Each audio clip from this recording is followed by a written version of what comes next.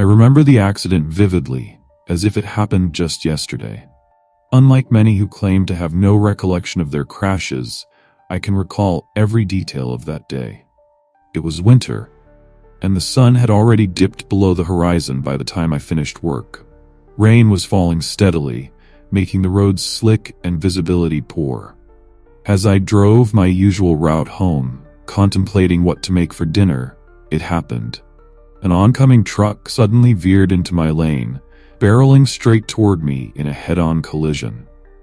In that fleeting moment, a wave of terror washed over me, coupled with the haunting realization that I was about to die. Then, everything went black. I awoke in a hospital room, initially hearing the rhythmic beeping of machines before catching the sharp scent of antiseptic. As I slowly opened my eyes, the fluorescent lights pierced through my vision. The sound of a machine's beeping quickened, sending confusion and panic spiraling within me. "Wah, take it easy," a voice said softly. "You've been in an accident. You're in the hospital now, and you're safe." It continued. For a brief moment I caught sight of a face beside me, pretty and reassuring. That was my last thought before darkness enveloped me once more. I'm unsure how long I was out, but when I woke again, I felt more alert. I scanned the room, trying to orient myself. The array of monitors and IVs told me I must have been in rough shape. As I squinted against the harsh light, a nurse entered, a warm presence in the stark, clinical environment. She exuded calmness that instantly made me feel safe amid the chaos. "Hello again, I'm Lily," she said, her smile easing my fear. "You passed out before I could introduce myself last time. I'm one of your nurses." Her kindness shone through as she checked my vitals, her gentle touch sparking a flicker of comfort within me. As the days turned into weeks, she became my anchor, the one steadying force in my tumultuous world. As time went on, our conversations deepened. I found myself sharing snippets of my life, my dreams, fears, and the parts of myself I seldom revealed. Lily listened intently, her eyes brimming with empathy and her laughter soothing my troubled heart. I realized I was falling for her, deeply. Her presence illuminated my recovery, making the pain fade into the background. The more we connected, the more I felt a sense of normalcy returning to my life. One quiet evening, as the sun set, painting my hospital room in shades of orange and pink, I knew I had fallen in love with her. She had just finished her shift and came to check on me, her hair pulled back in a loose ponytail, the exhaustion in her eyes softened by her warm smile. Feeling daring, I asked, "So when I get out of here, can I take you to dinner?" She smiled, leaning casually against the doorframe. "Yes, I'd love that," she replied, her cheeks flushing. In that instant, I felt an electric connection between us, something undeniably profound. After a few more weeks of healing, I was finally discharged. Sitting outside the hospital, the sun warmed my skin, a welcome contrast to the cold sterility I had grown accustomed to. True to my word, I took Lily out for dinner a few days later. And as they say, the rest is history. We began to envision a life together, discovering a charming little house on the outskirts of town, complete with a white picket fence that embodied domestic bliss. It felt like a dream come true. The house was modest, yet it represented a fresh start, a blank canvas for us to shape our lives together. We spent countless hours painting the walls, arranging furniture, and filling the space with our unique personalities. As we settled into our new life, I felt a happiness I had never known. Lily was everything I had ever desired. Kind, intelligent, and fiercely supportive. It was as if fate had conspired to bring us together, and for the first time in ages, I felt I truly belonged. I found myself grateful for the accident that led me to her. Months flew by, and our bond only deepened.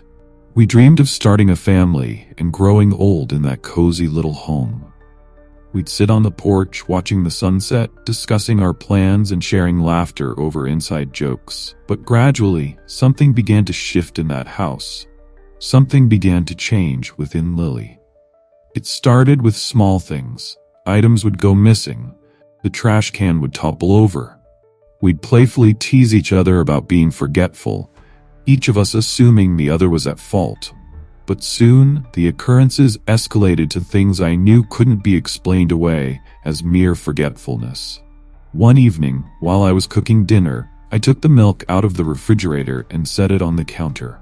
When I turned back, it had vanished. Back in the fridge. Doors would creak open and the TV would change channels on its own.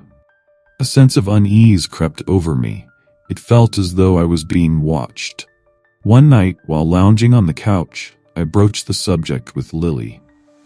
Do you ever feel strange in this house?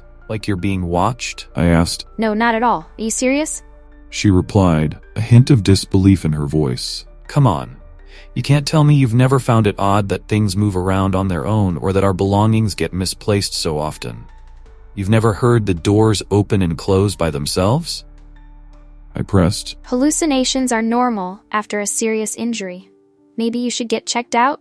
Lily suggested, dismissing my concerns. Her nonchalant attitude irritated me. I'm not hallucinating. I think you should just let it go. She cut me off. Her icy response caught me off guard, and for the first time, I sensed a divide forming between us. That night, I lay in bed, staring at the ceiling and replaying our earlier conversation. It hadn't even been a real argument, yet it lingered in my thoughts. Recently, it felt as if we were both on edge, burdened by an unspoken tension. It wasn't just our discussion. It was everything about this house. I couldn't shake the feeling that something was off, that I was being watched even then. I closed my eyes, trying to will away the sense of dread and drift off to sleep. But just as I began to fade into slumber, I heard it. A voice, close and soft, whispering my name. David? It wasn't Lily's voice. It was urgent, almost pleading, as if someone were right there in the room with me, waiting for me to respond. I bolted upright, my heart racing as I scanned the room for the source of the whisper. I strained to hear it again, but there was only silence, punctuated by my own heavy breathing. Turning, I saw Lily beside me, fast asleep, her breathing slow and even. She looked peaceful and completely undisturbed. I tried to convince myself that I had imagined it, just a figment of my frayed nerves and lack of sleep. Yet, as I lay back down, I couldn't shake the unsettling feeling that someone had been there, close enough to whisper directly into my ear. The next morning, I woke up feeling more on edge than ever after the night's experience. But Lily was in high spirits, her infectious kindness and playful demeanor lifting my mood. For the next few days, things seemed to calm down. No strange noises, no objects mysteriously moving, just quiet nights and a gradual return to normalcy. I began to feel more like myself again, wondering if perhaps it had all just been a product of stress from moving, adjusting to our new life together, and my recovery from injuries. We started laughing again, our conversations and routines falling back into place. The strangeness of the house faded from my mind completely, until one afternoon while I was in the shower. I heard the bathroom door creak open, followed by soft footsteps entering the room. Through the steamy curtain, I caught the shadow of a figure approaching the shower, lingering just outside. I waited a moment, expecting Lily to speak or pull back the curtain, but the figure remained still.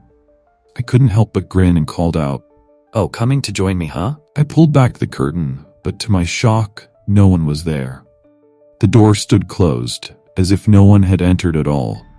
A chill raced up my spine. I hurried out of the shower, wrapping a towel around myself, and rushed into the living room, where I found Lily lounging on the couch, casually watching TV. Oh yeah, very funny. I said, trying to keep my voice steady. She looked up, confused. What are you talking about? Coming into the bathroom while I was in the shower. I replied, irritation creeping into my tone. Were you just standing there to scare me? Lily's expression turned serious. I didn't go in there, David. And honestly, this stuff you keep bringing up, the whispers, the moving things, it's getting old. Old? You think I'm making this up? Yes, I don't know what's going on with you, but you need to let it all go. None of it is real. Just focus on us, on our life together. I'm tired of hearing about it. Her response hit hard. I hadn't seen her this frustrated before, and as we argued, a tense silence settled between us. It felt like our first real fight, and I couldn't shake the feeling that something deeper was at play. That night, after tossing and turning, I finally fell asleep, hoping things would feel better in the morning. But instead, I awoke with a sense of being watched. In the darkness, I could make out a figure standing next to the bed, staring down at me. It was Lily's silhouette. Her face was shrouded in shadow, but I could see her lips moving, whispering something just out of earshot. My heart raced as I reached out, my voice barely above a whisper. Lily? What are you doing? What's wrong? She didn't respond. Instead, she continued to whisper, quietly and unsettlingly, sending a deep, crawling fear through my bones. The whispers grew quicker, more urgent. Panicking, I reached over and turned on the bedside lamp. Light flooded the room, and my heart nearly stopped when I saw Lily lying next to me, sound asleep. No one else was there. The room was empty and silent, save for the faint sound of her breathing. There was no one beside my bed, no one whispering. In the days that followed, an invisible wall seemed to rise between Lily and me. She became distant, offering little more than a nod or a brief response. Her warm smile and playful banter had vanished, replaced by a cold, almost vacant expression. Each time I tried to connect with her, I felt like I was speaking to a stranger. Meanwhile, the strange occurrences around the house escalated, no longer confined to the dead of night, but spilling into the daylight as well. Shadows flickered at the edges of my vision, darting away whenever I tried to focus on them. The whispers, those same unsettling faint voices I had previously heard only at night, now intruded into my waking moments. They would drift in and out, low and unintelligible, just enough to keep my nerves frayed. Objects began to shift too. I'd leave my keys on the counter, only to find them on the coffee table moments later. Kitchen drawers were rearranged, our cutlery drawer morphed into a junk drawer, and our plate cabinet became filled with Tupperware. It felt as though the house itself conspired against me, slowly trying to drive me mad. With each bizarre event, my anxiety deepened, leaving me to question my own sanity. Was I imagining all of this? Doubts crept in until one afternoon I heard it again.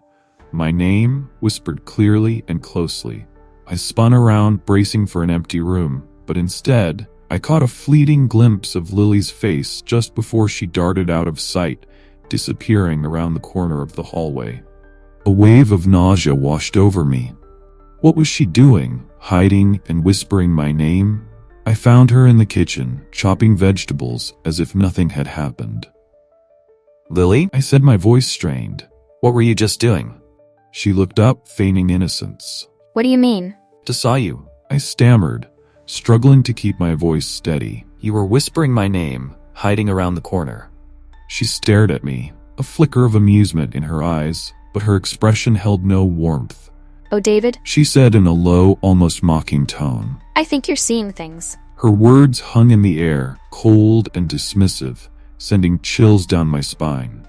The way she looked at me felt almost taunting, making my skin crawl.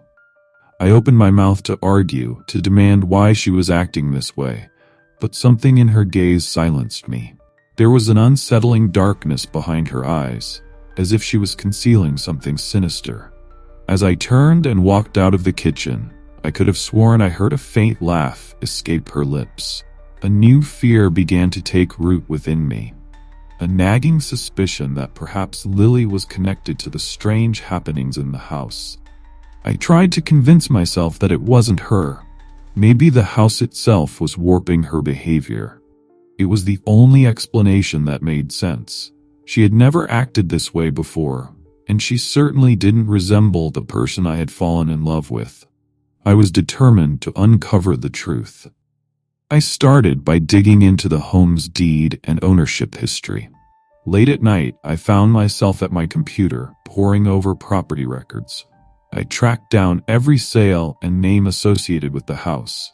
Strangely, the list was brief, just a few owners here and there, with no gaps or missing entries. Each person who had lived there had sold and moved on within a few years, but their reasons were mundane. Nothing I discovered hinted at anything sinister. No one had died in the house, nothing unusual. The house itself wasn't particularly old, having been built in the 1980s, with only a couple of renovations over the years. I began to wonder if the land itself held a dark secret, so I turned to historical records. I sifted through old property maps and ownership documents from before the house was constructed, but all I found was a dull suburban history. The land had merely been an empty field and a small farm a century ago. There were no battlefields, no cemeteries, and no tragedies recorded. It seemed impossible that there was nothing amiss, nothing to account for the eerie occurrences I had been experiencing. Growing more desperate, I headed to the library and sifted through archived newspapers and town records. I searched for articles about the neighborhood, hoping for some clue. A tragedy in a neighboring house, an unexplained death, anything. But all I found were the usual town announcements, a mayoral election, a local high school sports event, maybe an old flyer for a yard sale. Late at night, I began to explore forums and paranormal sites, reading stories about hauntings and researching the symptoms and causes of cursed houses. I scoured the house for any hidden artifacts in the crawl space, searching for ritual markings carved into the wood. I even hired a professional to conduct X-ray and ultrasound mapping of the walls and yard while Lily was at work, hoping to uncover something hidden, be it a body or otherwise.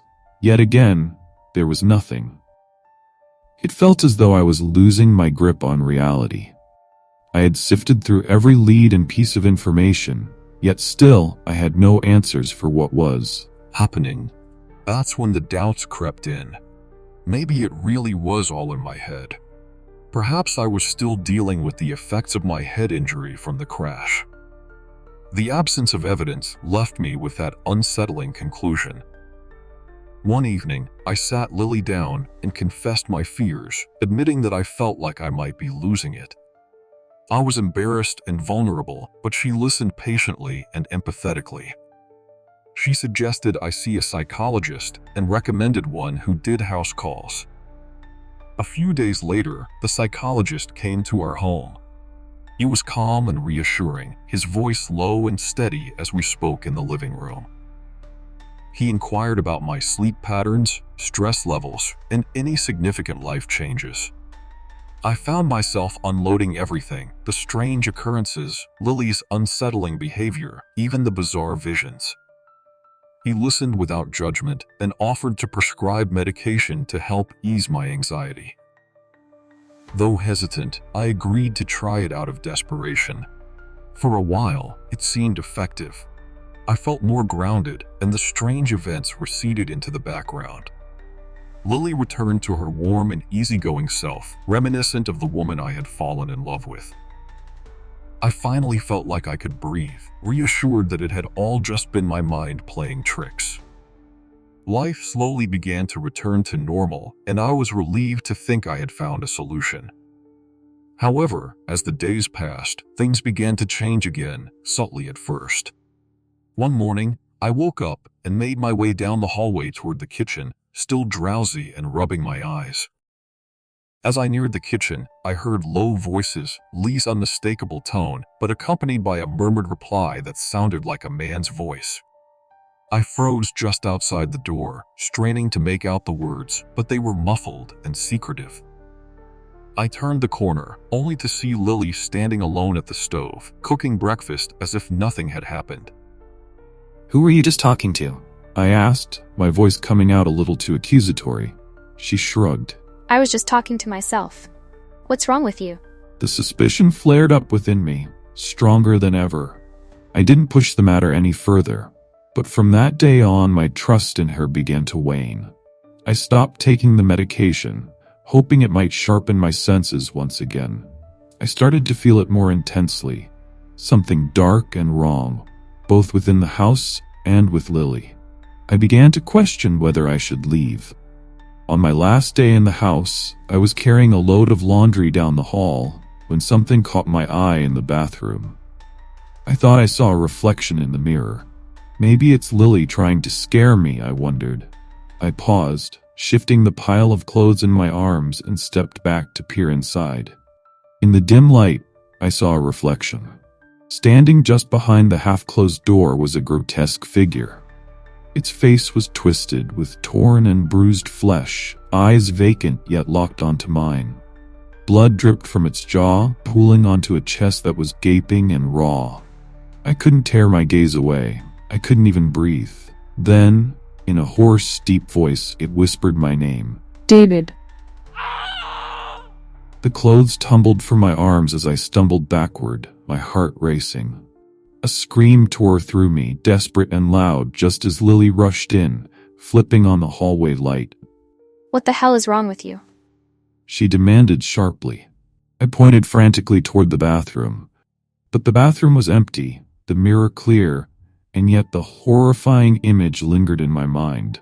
I tried to explain, but she brushed it aside, her expression tight with irritation.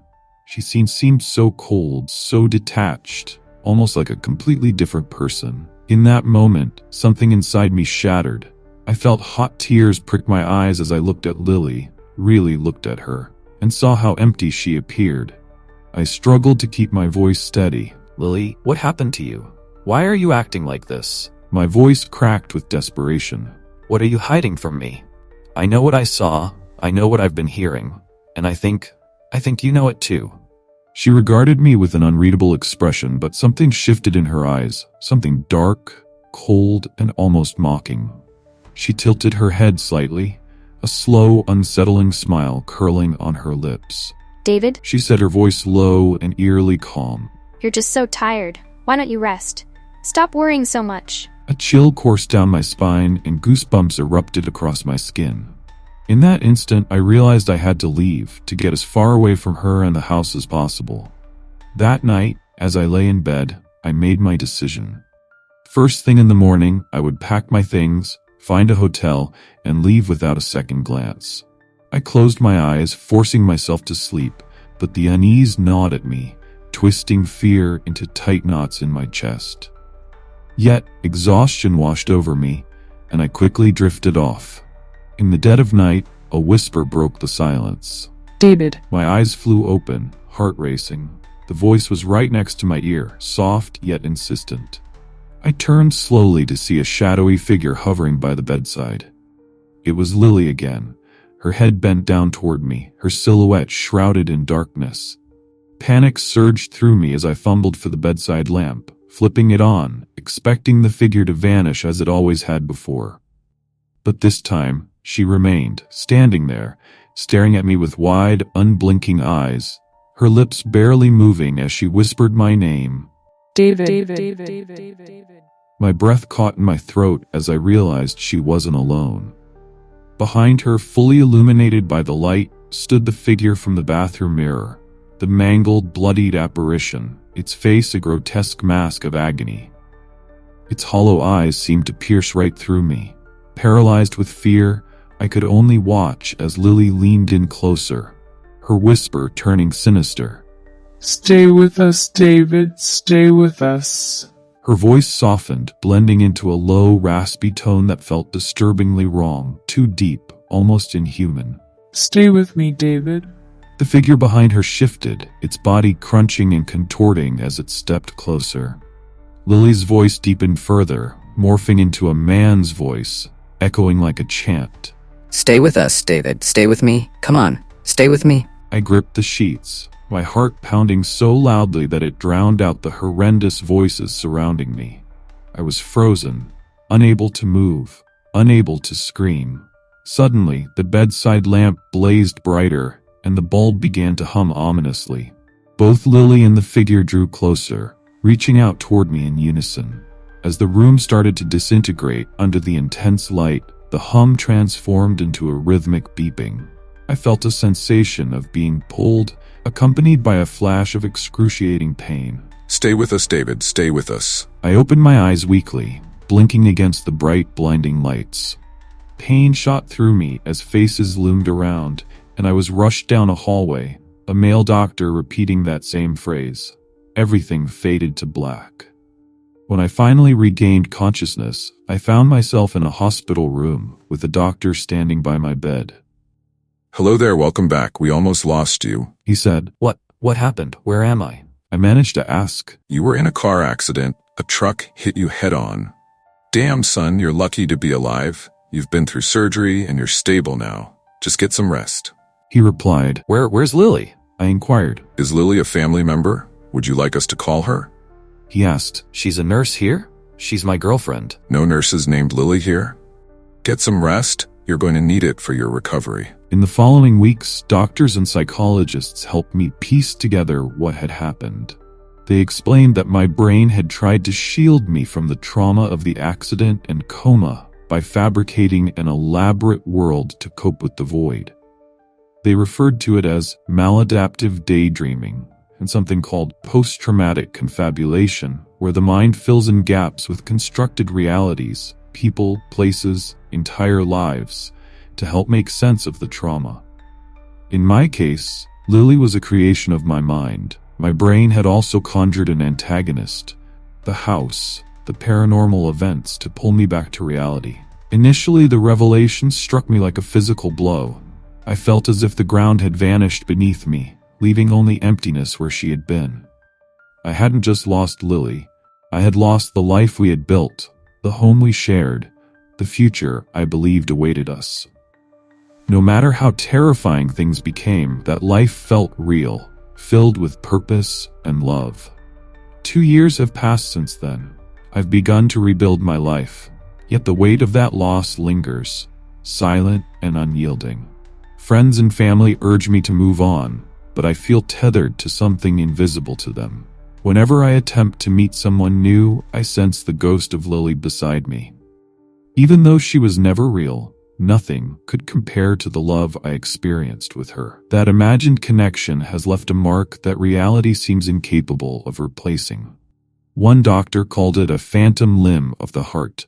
Her absence is something I feel as tangibly as if she had truly been there. Despite knowing she was a figment of my imagination, I still long for the love we shared, complete with the fear, mystery, and strange occurrences. It all felt so real. Sometimes I still dream of her, her face as vivid as it was when I knew her. In those dreams, I find myself back in our house during those early months when everything felt perfect. And I always wake up, only to find myself back in this reality. Stories may end, but the fear remains. Subscribe to uncover more secrets hidden in the darkness. Until we meet again in the world of nightmarish shadows.